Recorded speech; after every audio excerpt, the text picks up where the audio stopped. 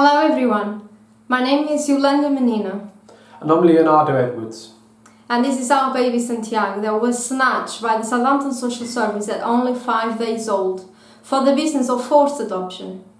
Today we are here because we found out a video, a powerful, very powerful video on YouTube, and is the Prime Minister, Australian Prime Minister Julia Gillard, back in March 2013, acknowledging forced adoption and apologising the Australians for these shameful, disgusting practices back in the 1950s to the 1970s.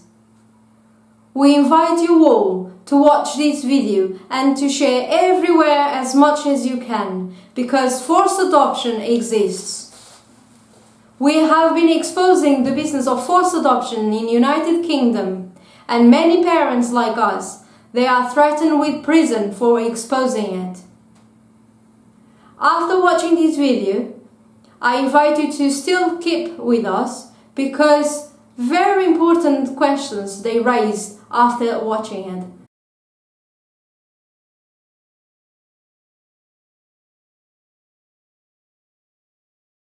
The national significance of this occasion is reflected in the many people here today.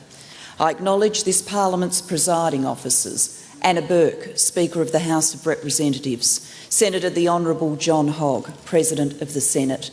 Many members of the government are here today. They include Jenny Macklin, the Minister for Families, Community Services and Indigenous Affairs, and the Minister for Disability Reform. Mark Butler, the Minister for Mental Health, Minister for Housing and Homelessness and Minister for Social Inclusion.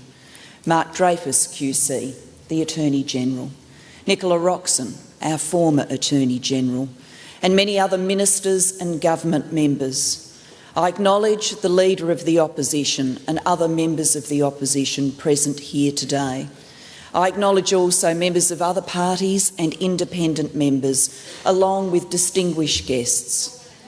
Above all, let me acknowledge all of you, every Australian who has travelled here today, every Australian who is listening or watching at home, because you know the sorrow and suffering of forced adoption. In just over an hour's time, the following words of apology will be moved in the Senate and in the House of Representatives.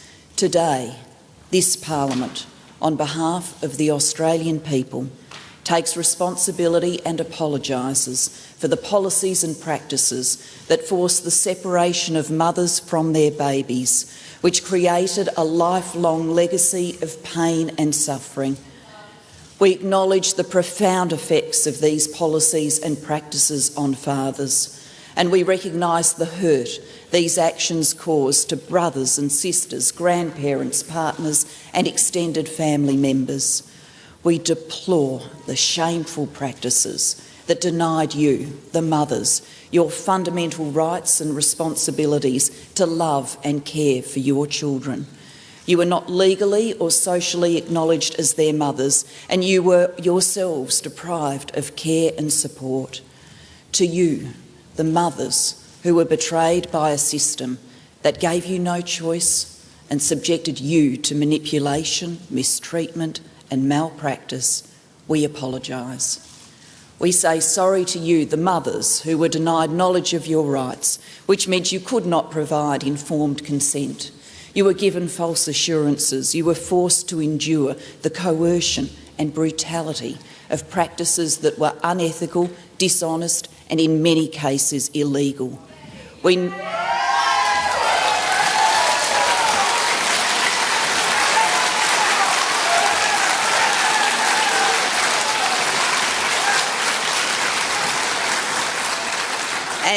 And the apology continues. We know you have suffered enduring effects from these practices forced on you by others, for the loss, the grief, the disempowerment, the stigmatisation and the guilt. We say sorry. To each of you who were adopted or removed, who were led to believe your mother had rejected you and who were denied the opportunity to grow up with your family and community of origin and to connect with your culture, we say sorry. We apologise to the sons and daughters who grew up not knowing how much you were wanted and loved. We acknowledge that many of you still experience a constant struggle with identity, uncertainty and loss, and feel a persistent tension between loyalty to one family and yearning for another. To you, the fathers who were excluded from the lives of your children and deprived of the dignity of recognition on your children's birth records, we say sorry. We acknowledge your loss and grief. We recognise that the consequences of forced adoption practices continue to resonate through many, many lives. To you, the siblings, grandparents, partners and other family members who have shared in the pain and suffering of your loved ones, who were unable to share their lives, we say sorry. Many are still grieving. Some families will be lost to one another forever. To those of you who face the difficulties of reconnecting with family and establishing ongoing relationships, we say sorry.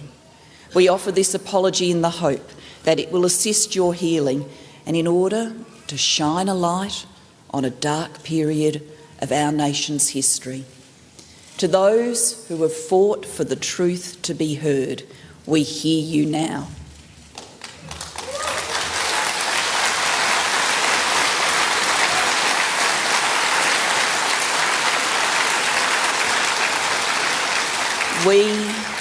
We acknowledge that many of you have suffered in silence for far too long.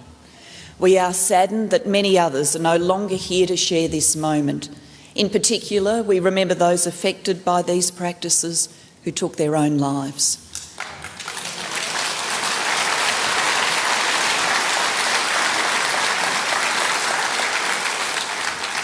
Our profound sympathies go to their families. To redress the shameful mistakes of the past, we are committed to ensuring that all those affected get the help they need, including access to specialist counselling services and support, the ability to find the truth,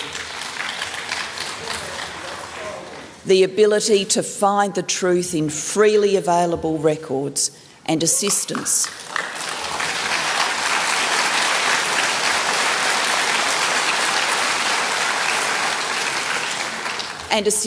too in reconnecting with lost family. We resolve as a nation to do all in our power to make sure these practices are never repeated. In facing future challenges, we will remember the lessons of family separation. Our focus will be on protecting the fundamental rights of children and on the importance of the child's right to know and be cared for by his or her parents.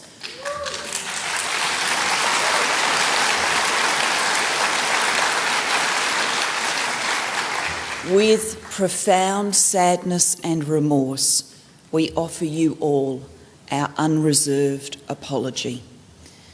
Friends, this apology is extended in good faith and deep humility. It will be a profound act of moral insight by a nation searching its conscience.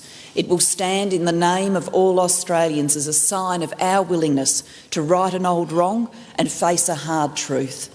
As Australians, we are used to celebrating past glories and triumphs, and so we should. We are a great nation, but we must also be a good nation. Therefore, we must face the negative features of our past without hesitation or reserve. That is why the period since 2008 has been so distinctive, because it has been a moment of healing and accountability in the life of our nation.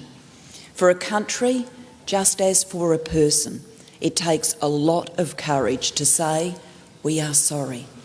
We don't like to admit we were mistaken or misguided, yet this is part of the process of a nation growing up, holding the mirror to ourselves and our past and not flinching from what we see.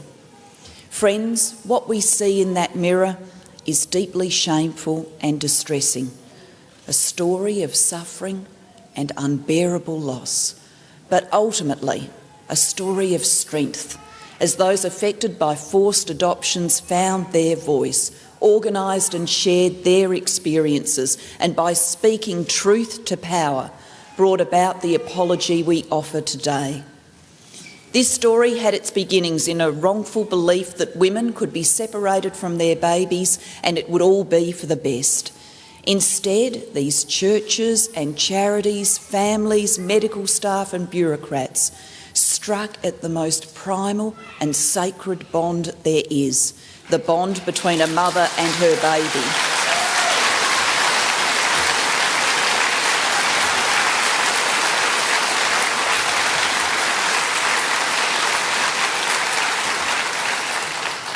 Those affected by forced adoption came from all walks of life, from the city or the country, people who were born here or migrated here, and people who were Indigenous Australians, from different faiths and social classes. For the most part, the women who lost their babies were young, very young indeed. They were often pressurised and sometimes even drugged. They faced so many voices telling them to surrender, even though their own lonely voice shouted from the depths of their being to hold on to the new life they had created. Too often, they did not see their baby's face. They couldn't soothe their baby's first cries. They never felt their baby's warmth or smelt their baby's skin. They could not give their own baby a name.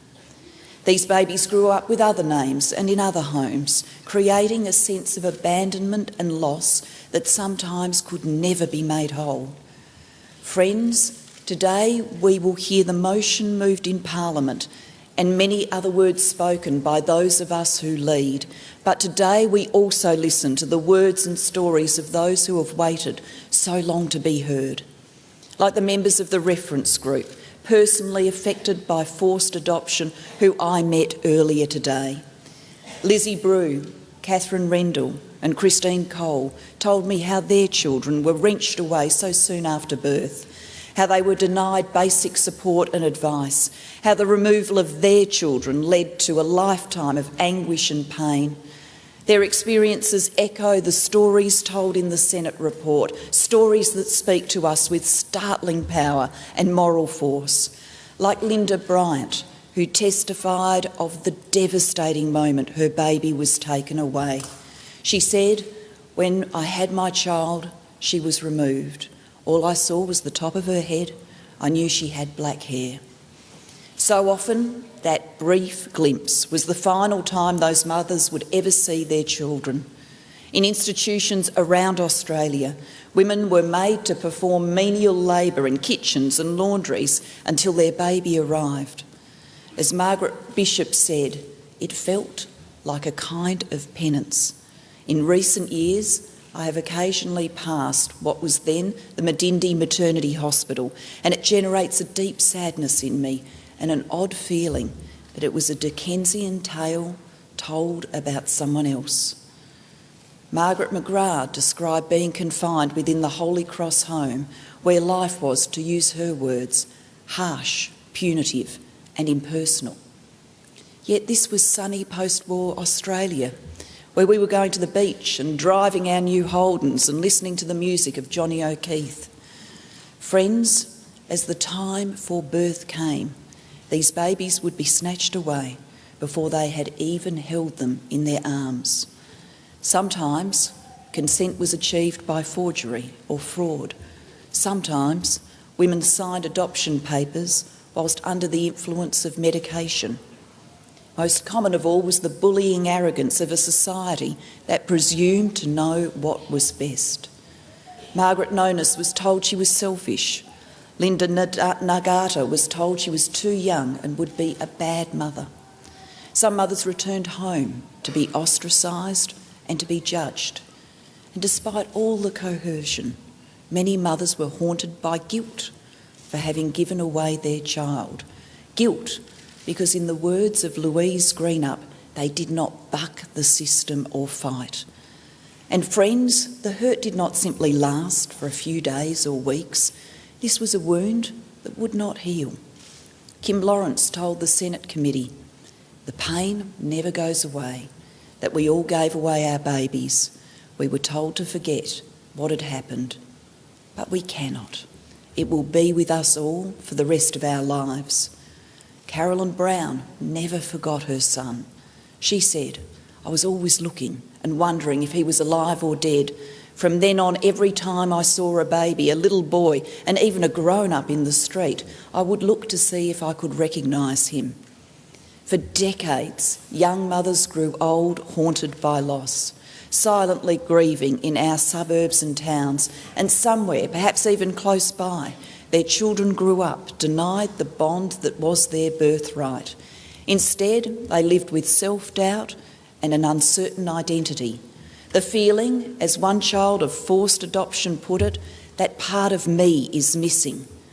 Some suffered sexual abuse at the hands of their adoptive parents or in state institutions.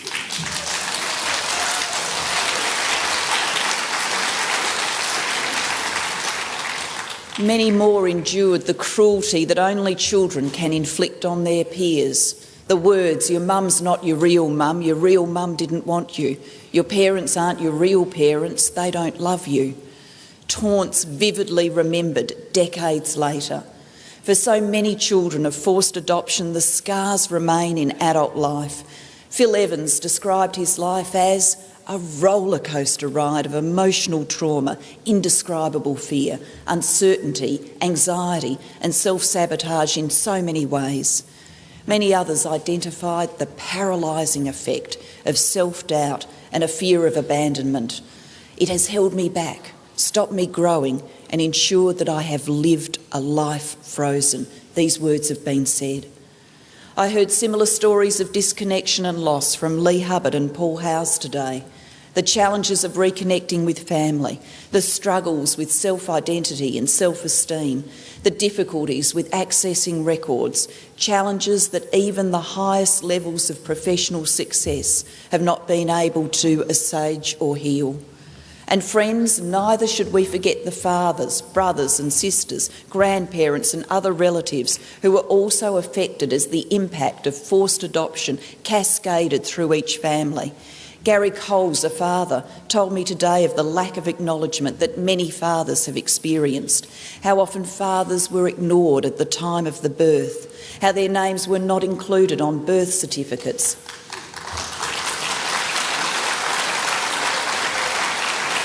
how the veil of shame and forgetting was cast over their lives too. My fellow Australians, no collection of words alone can undo all this damage or make whole the lives of families fractured by forced adoption, or give back childhoods that were robbed of joy and laughter, or make amends for the birthdays and Christmases and Mother's or Father's Days that have only brought a fresh wave of grief and loss. But by saying sorry, we can correct the historical record. We can declare that these mothers did nothing wrong, that you loved your children and you always will.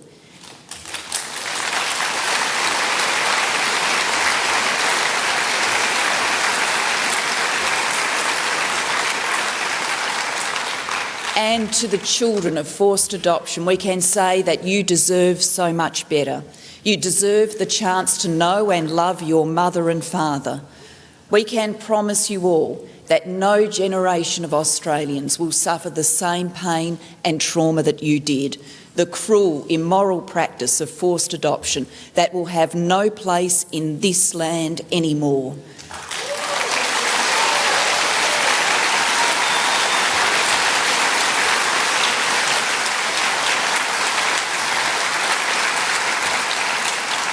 We also pledge resources to match today's words with actions. We will provide $5 million to improve access to specialist support and records tracing for those affected by forced adoptions. And we will work with the states and territories to improve these services. The government will also deliver $5 million so that mental health professionals can better assist in caring for those affected by forced adoption. We will also provide $1.5 million for the National Archives to record the experiences of those affected by forced adoption through a special exhibition.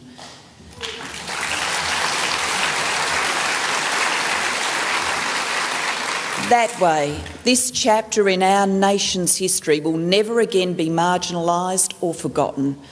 Friends, today's historic moment has only been made possible by the bravery of those who came forward to make the submissions to the Senate committee.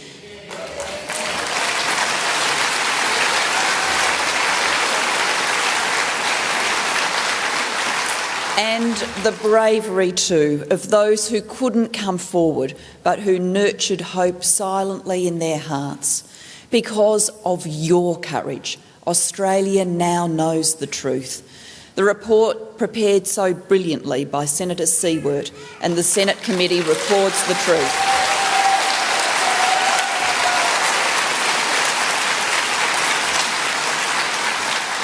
It records the truth for all time and for all to see. This was further reinforced by the national consultations that Professor Mark-Kishon and his reference group undertook to draft the national apology. Their guidance and advice to government on the drafting of the apology has simply been invaluable. Any Australian who reads the Senate report or listens to your stories as I have today will be appalled by what was done to you. They will be shocked by your suffering. They will be saddened by your loss, but most of all, they will marvel at your determination to fight for the respect of history. They will draw strength from your example, and they will be inspired by the generous spirit in which you receive this apology. Because saying sorry is only ever complete when those who are wronged accept it. Through your courage and your grace, the time of neglect is over and the work of healing can begin.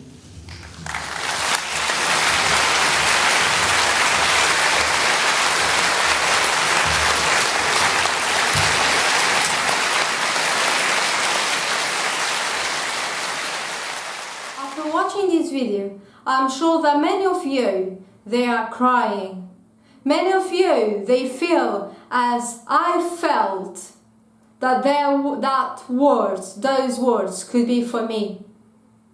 I have seen many of the victims on the audience, and for me, sorry would not be enough. Sorry would not bring my baby. There is many questions that I believe that they can raise easily watching this video. Many of them, they would be, is it only Australia that has the business of forced adoption? Do you really believe that many other countries, that they were belonging to the United Kingdom crown, like Canada, New Zealand, do you really believe that these countries, they are not doing forced adoption? Because there is thousands of testimonials in the United Kingdom, like we are threatened of prison for exposing forced adoption. Why Portugal has not rescued Santiago already? I have spoken already with the President of Portugal, the Prime Minister and the Minister of Foreign Affairs, and Santiago has not been rescued yet. Why England is trying to make the blind eye over forced adoptions? What do they not want us to know about it? Who are they protecting? Pedophiles? Satanic things that none of us want to know about it? Please, England, open your eyes, because we need to expose forced adoption. We know as well that back in Australia, they were doing this to the Aboriginal. They were stealing, they were killing the Aboriginal. After they have been caught out, then started with forced adoptions. Back in 2008, the Australian Prime Minister has apologised as well for the stealing of children. His name was Kevin Rudd. He apologised for stolen generations of thousands of children forcibly removed from their families.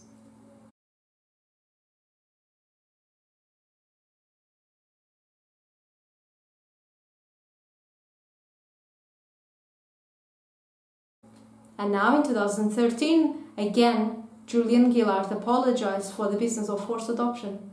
So we conclude that Once they are caught out, they only apologize and they change the way they do their things.